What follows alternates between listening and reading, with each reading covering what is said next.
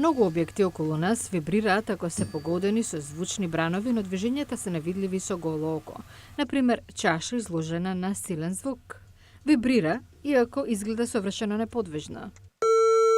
Ако снимите такви движења со специјална камера што снима илјадници рамки во секунда и се употреби компјутерска програма за амплифицирање на вибрациите кои ќе се вметнат во видео, резултатот е многу интересен.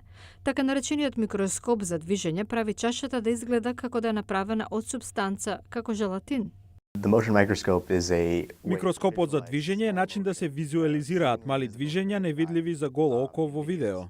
Постдипломецот на Институтот за технологија Нил Вадва вака снимил движење на лице, јасно покажувајќи како притисокот на крвта на човекот оди горе-долу со секое отчукување на срцето.